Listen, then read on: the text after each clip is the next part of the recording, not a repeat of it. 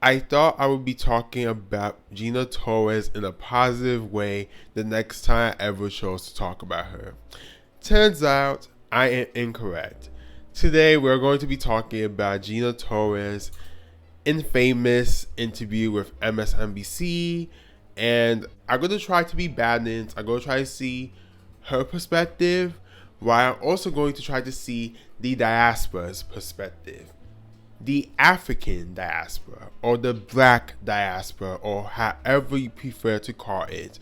At the end of the day, we're all descended from Africa. Us black people. Dun, dun, dun. Okay? Okay. We're going to start the video now.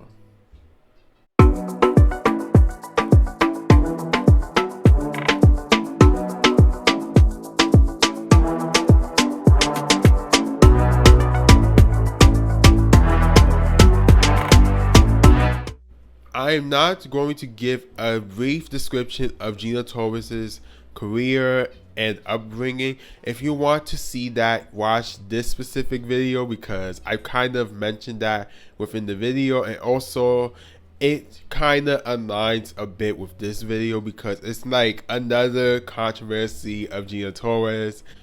But in this video, I'm going to start off by I'm going to start off by showing the clip, if I'm able to, because we all know how YouTube works, but I always got my way when I edit. So here's the clip. We're forced to embrace one identity in Hollywood, right? I feel like I was living in three worlds. There was my world that I grew up in, also Spanish-speaking, home, Cuban parents, and then you go out into the world, and I'm speaking English, and I'm in the Bronx, South Bronx, having a great time. That's right. Yes. And then going into this industry as an actress, then nobody recognizes you as either one. Yeah. There was no place for me as a Latina.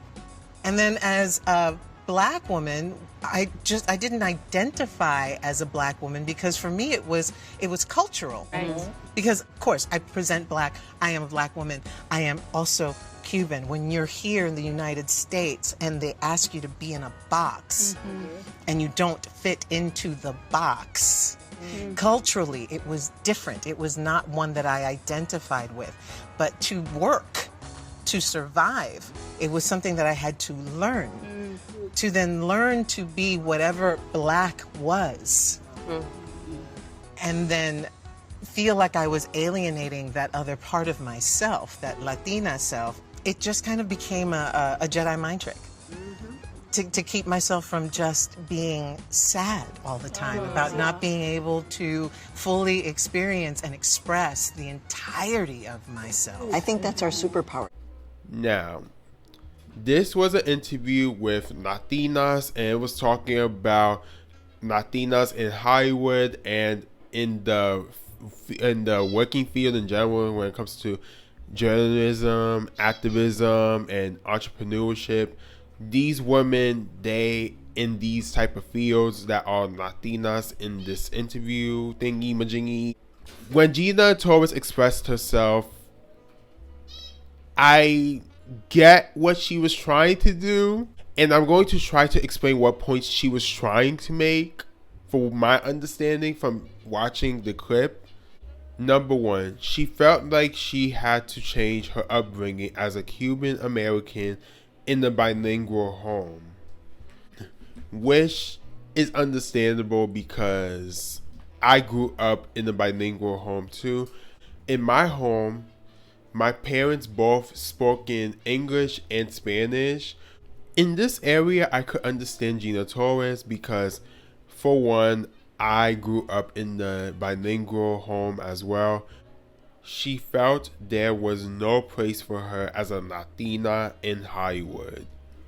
This is understandable because back in the days, there were hardly any Afro-Latina representation in Hollywood. And of course, to this day, it's getting better, but we're the minority when it comes to representation. When it comes within the Latino community, we are the minority being represented. But I do see that, yes, we all need to be represented in the community. In this area, I do get where Gina Torres is coming from. And then, of course, she had to portray Black American characters, and for the most part in her career, but there are a few exceptions because certain characters that she portrayed were considered Latina characters, which would mean that she was portraying an Afro-Latina character. But for the most part, she has been portraying Black American characters.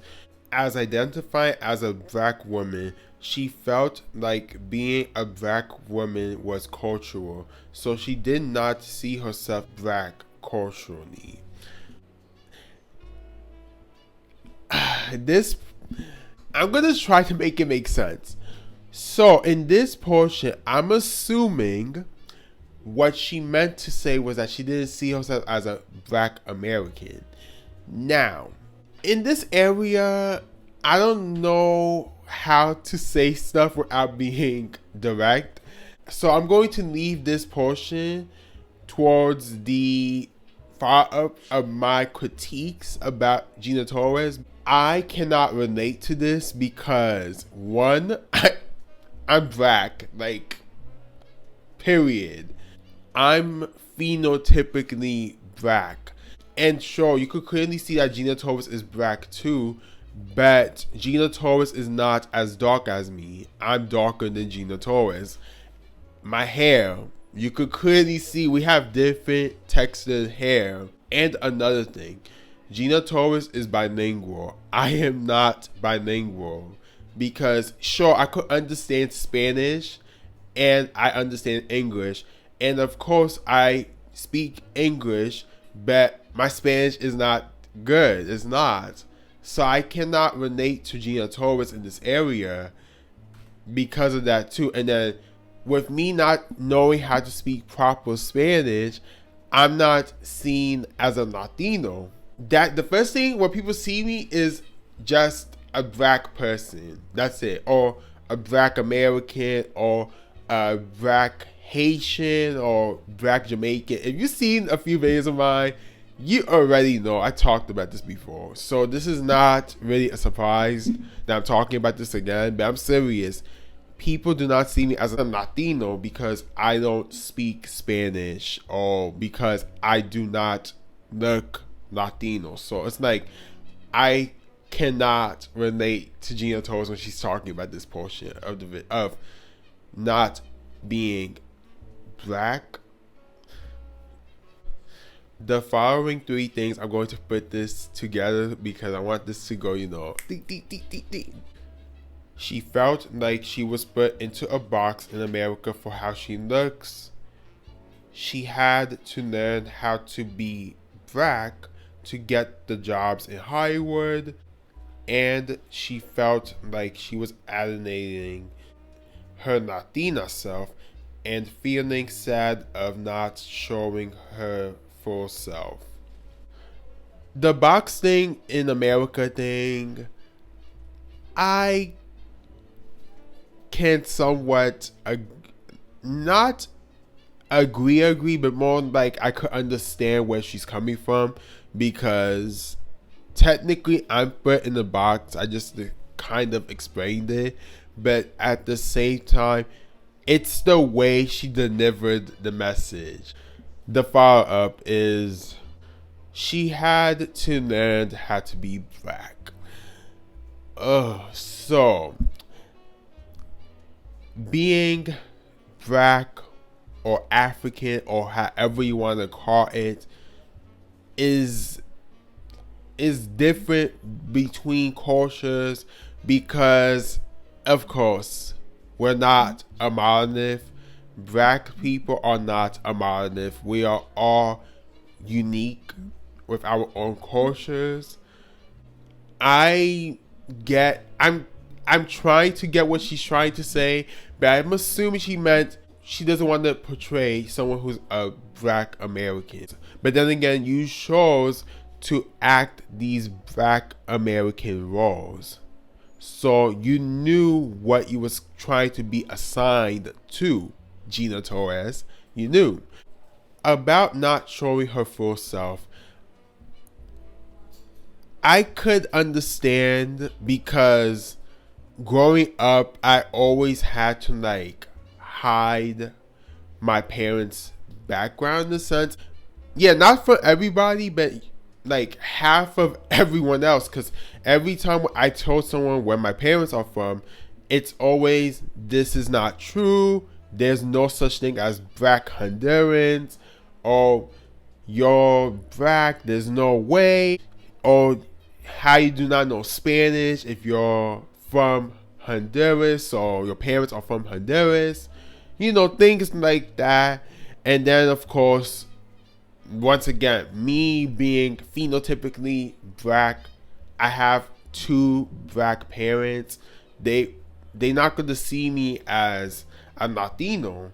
I'm assuming maybe that happened to Gina Torres. I'm not sure, because when I researched Gina Torres' family, I found out that her father, I could tell her father is black.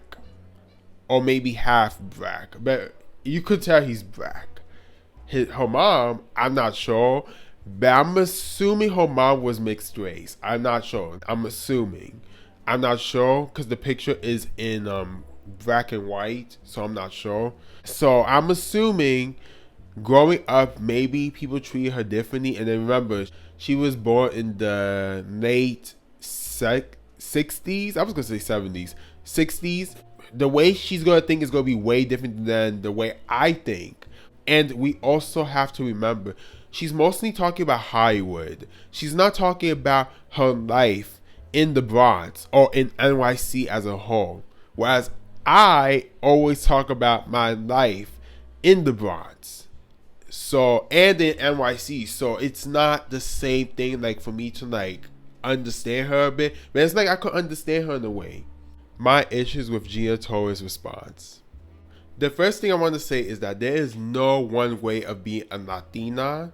And the reason why I'm saying this is because Gina Torres, you're Afro-Latina. You're an Afro-Cuban.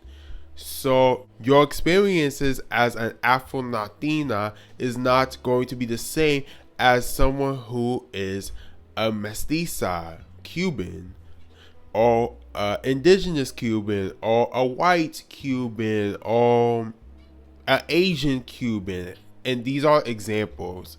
We all know there are different types of Latinos, but in this particular example, I'm only mentioning Cubans because Gina Torres is a Cuban American. And that's the thing. Gina Torres has to remember that you're different because you have your unique culture within the Cuban culture. That's why when you was trying to divide the words black and Latina, I got so annoyed because it reminds me of when black Latinos, well, black mixed with black Latinos be saying, oh, I'm black and Puerto Rican. They divide the term, the purpose of being an Afro-Latino by doing that, or Afro-Latina, or Afro-Latinx, or Afro-Latinx person. They try to divide the words, and that's not the purpose. When you do that, you missing the purpose. It was specifically created for us Afro-Latinos who are descended or were born in a Latin American country. And by you shifting the words and trying to divide being a black and Latina woman, it defeats the purpose of the term Afro-Latina. You cannot do that. That's why it's Afro and then dash Latina, because it's supposed to be together.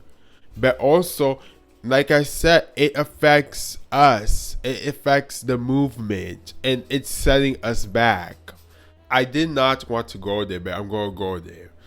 Gina Torres, you were married to a pioneer black American actor, Lawrence Fishburne. How you did not think, maybe, just maybe, I'm married to a black American man. We both in this relationship together, and we somehow intertwine our cultures together. And this is how I'm trying to embrace Black American women and try to portray Black American women. Why would you say you didn't know how to be a Black American woman, but you were married to a Black American man?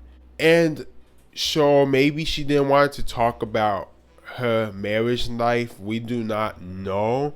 But to me, she could have touched on it a bit, maybe, or just being like, oh, I learned from my previous relationship with Lawrence Fishburne, or my ex-husband.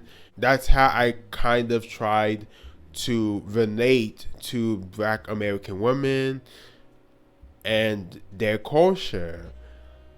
I don't know. That's how I see it. I feel like she should have done that way. And then we also have to remember Gina Torres and Lawrence Fishburne, they share a daughter together. Her name is Delilah, and Delilah, she is 15 years old. And it seems like Gina Torres is a great mother, but imagine your mom denying her blackness on camera. Sure, she did it in a way, but she did say at the beginning she didn't see herself as a Black woman. And then after that, she like retract her statements. And I get it, it's like she wasn't trying to confuse people, but I feel like she had to be more specific. Also, her daughter, she's both. She's Black American and Black Cuban, which will make her afrolatina. It's like, wow, my mom thinks she's not Black, but I see her as a Black woman. And I'm assuming my father seen her as a Black woman too. Like that. I hope I'm making sense.